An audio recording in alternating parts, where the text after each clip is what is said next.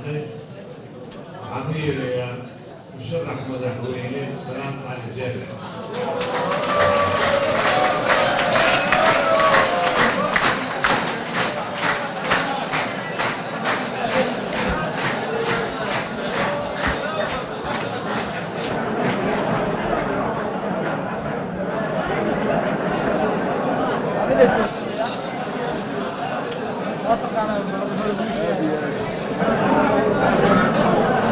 بسم الله الرحمن الرحيم. الحمد لله رب العالمين، والصلاة والسلام على أشرف سيدنا محمد وعلى آله وأصحابه أجمعين. مدن قدومية كحيان كوبات إيا لباد xildhibaanada sharafta leh marti sharafka ciidamada qalabka sida kuwa qaranka Soomaaliyeed iyo kuwa amisom bahda saxaafadda dhammaantiin waxaan idinku salaamaa assalaamu calaykum waraxmatullaahi wabarakaatuh. bacda salaam, aniga magacayga waxaa la yidhaahdaa Salaad Cali Jeer.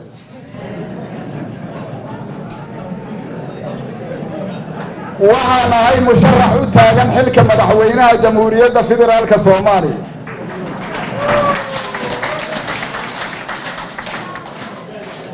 waxaan ahaa xildhibaan ka tirsanaa baarlamaankii Soomaaliyeed, xilal kala duwanna ka soo qabtay golaha xukuumadda. waxaan ahay oday xog ogaala oo goobjoog u ahaa madaxdii qaranka oo ku dhaqmaysa sidii qof aan mas-uuliyad qaran saarayn.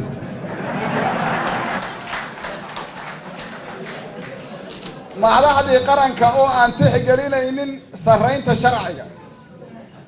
madaxdii qaranka oo daawanaysa maamul xumo, musuq maasuq iyo cadaalad darro. ilaahayna wuxuu qur-aankiisa ku leeyahay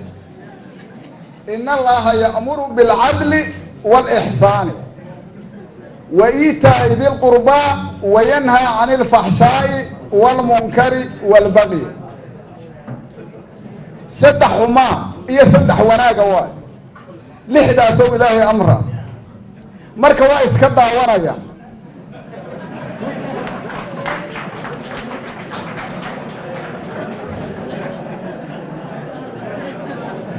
mar walbana waxay rabaan in la iska doortay rabaan. waxaan ahay anigu isbedel doon u adkaysan waayey mas-uuliyad huwan hay-ad qaran oo maamul kasta maalin kasta luminaysa fursad qaali ah oo keeni karta isbeddel dhaqaale, amni, bulsho oo dib loogu soo noolay karo sharaftii iyo karaamadii iyo midnimadii ummadda Soomaaliyeed.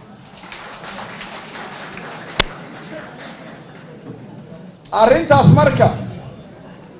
waxay haddana waafaqsan tahay mar haddii ay karaamadii iyo sharaftii fursadeedii dhuminayaan, waxaa la rabaa haddana waxay rabaan inay shacbiga Soomaaliyeed ay adduunyada gefiyaan, ay aakhira u diraan.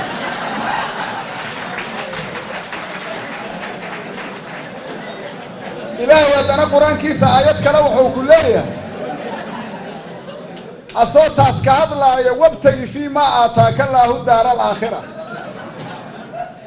warniyow aakhiradaada doono oo jinno ka gal. walaa tansa nasiibaka min addunya, adduunyadaadana ha hilmaamin ou leeyahay ilaahay. waxay rabaan inay adduunyadiina idin hilmaamsaan oy nasiibkiina idin gefiyaan inta dooratiin. taas marka waxaan rabaa anigu inaanan idin gefina, adduunyadiina nasiibkeeda aan idinla qaybsan.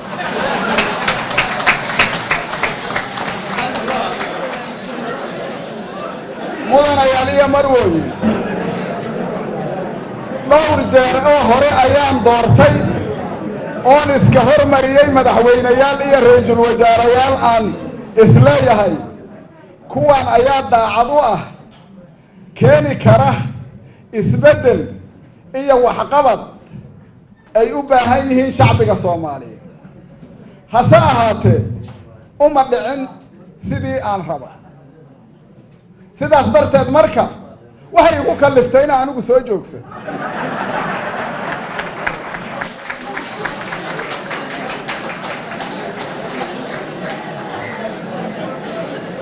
maxaa yeelay aniga inaan qaban kara waa ogahay laakiin dad waa ku daala dadkii laakiin aniga haddaad i dooratiin waxaasaan qaban karaa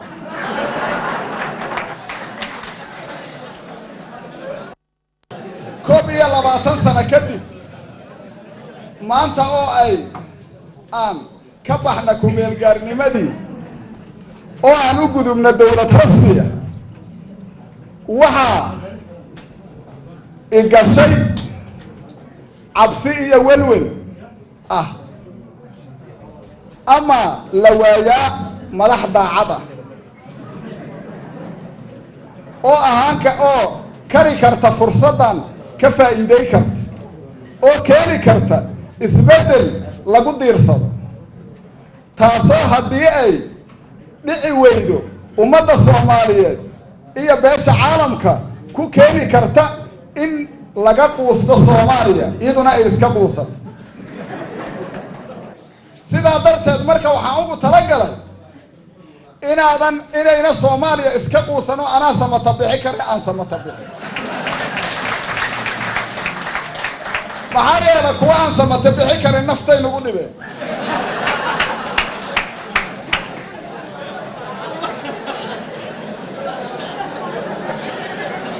mudanayaal iyo marwey madaxda aad maanta doonataan awood ahaan way ka duwan tahay madaxdii hogaaminaysa dawladdaha ku-meelgaarka oo aan lahayn awood sharci oo ay ku qaadato go'aamo masiiri ah sida wax ka beddelka xuduudaha dalka qaadashada deymo dhaqaale gelis heshiisyo caalamiya qaadashada hantidii kaydka u aheeda ummadda Soomaaliyeed iyo wixii lamida ayay tanu samayn kartaa haddaad qaladiin marka waxaa soo dhammayduma xaduudahay dhume dalkay gadee hantidii kaydka aheeday dhaceen waxaad ogtiin 130 malyan ay dhaceen waxaan anigu marka samaynayaa waxaasoo dhanaan sidii loogu talagalay uwadaa maxaa yeele waa fursad qaali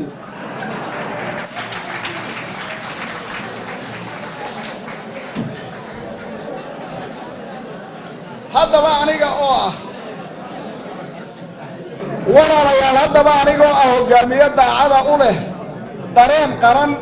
iyo khibrad maamul oo ummadda Soomaaliyeed u keeni kara mustaqbal wanaagsan waxaan isleeyahay waxaad noqon kartaa hogaamiyihii ka saari karay ummadda Soomaaliyeed masiibada ku habsan sidaas darteed amba sidaa awgeed waxaan xildhibaanada sharafta leh ka codsanayaa inay codkooda isiiyaan maxaa yeelay kii ay u baahnaayeen ana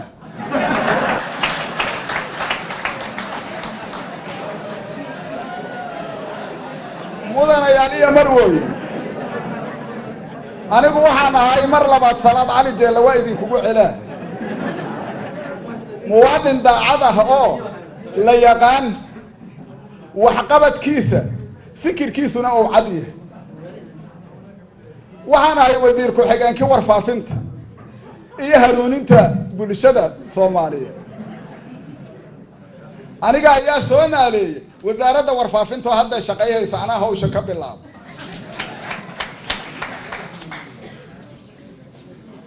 waxaan ahay wasiir ku-xigeenkii gaashaandhigga ee ka badbaadiyey in hay-adaha dawliga ah ee maanta jira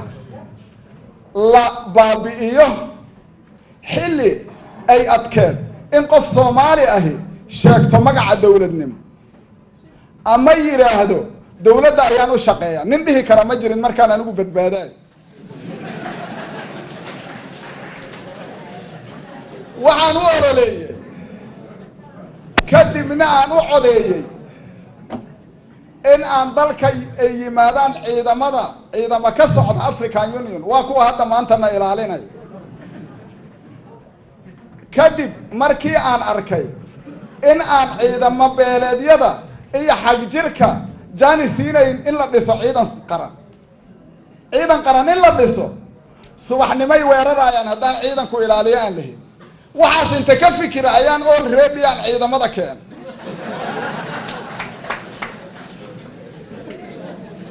kadibna waxaan garoonka caalamiga ku soo dhaweeyay Muqdisho cutubkii ugu horeeyay ee ciidamada AMISOM yaa ila sheega kara ilaahay idinku dhaarji waxa dhan oo dadku ku faanayo waxa la yiraahdaa Soomaalidu waxay ku mahmahdaa taala gu'digay ay dayru ku faanta dadkan dayr waayaan gu'aana maxaa yeelay gu'aan roob badan mana faayo laakiin dayrtu waxay soo jiridkii hore nool ayay ku kor shaqeeyeen markaasay cawsku ayaw soo baxa marka aniga jiridkaygi waayo waxa la isticmaala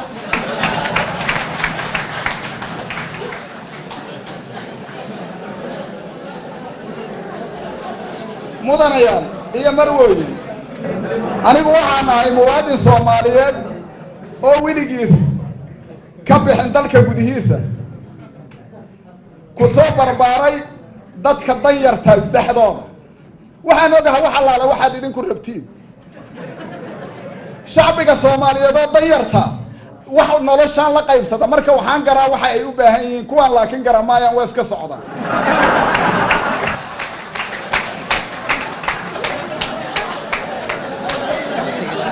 mudanayaan iyo marwooyin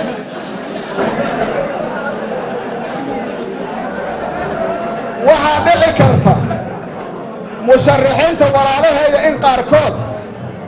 ay iga fiican yihiin xagga dhaqaalaha iyo abaabulka iyo baabuurta iyo suugaanta laakiin aniga slogankaygu wuxuu yahay lacag waa qaadasho codkana waa in aniga la isiiyo slogan kale oo anigu aan wato ma jiro waxaan rabaa marka inaan u soo dhaco barnaamijkayga waxqabadka kow midka ugu horeeya waxaa waaye xasilinta amniga maxaa yeele anaa aqoon u leh hirgelinta dastuurka federaalka waa meel maraa afti dadweynaha loo qaadaa muddo 3 sano waxaa waaye garsoor madax bannaan oo cadaalad ku dhisan oo musuqmaasuq aan lahayn waxaana dhisi doonaa maxkamad dastuuriya oo wixii la isku qabsada kala saar 5 arrimaha bulshada waxaan soo celinayaa caafimaadka iyo fayadhowrka biyo wanaagsanna waa la cabaa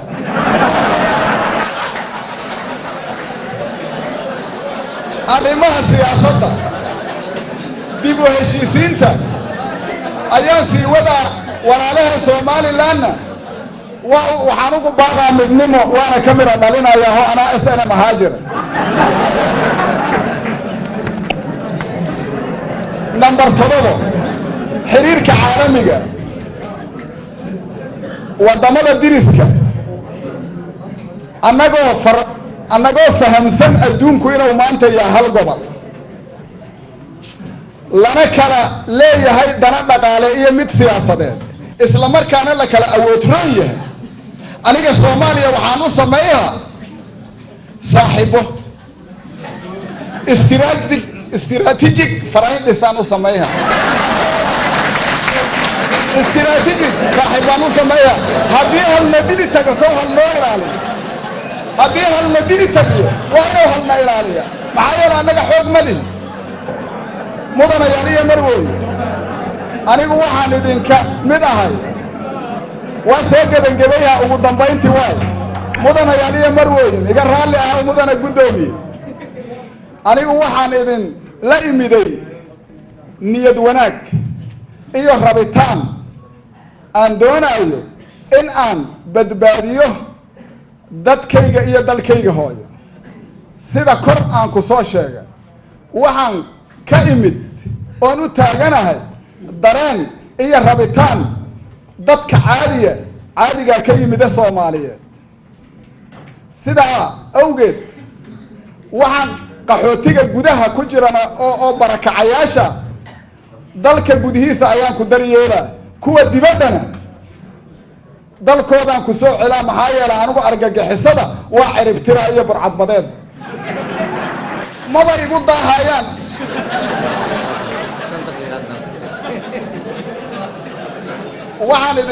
waxaan marka ugu dambayntii waxaan idinka tuugayaa aniga ma rabo waxaan idinka codsanayaa idin dhihi maa maxaa yeelay gobolkayga waxaa laga yaqaan tuugma wax la yidhaa anigu waxaan idinka tuugayaa inaad isiisaan codkiina waxaana ballan qaadaa inaanan idinku caasihayno aan anigu sharcigaas ilaalinayo duruufaha aad ku nooshihiinna aan ogahayo aadanba ka warramayna qoyskiinne gobolkaad ka soo jeeda inaad igala warramaysid maahine naftiinna iyo carruurtiinna igala warrami maysid aad iyo aad u mahadsantihiin wasalaamu calaykum waraxmatullaahi wabarakaatu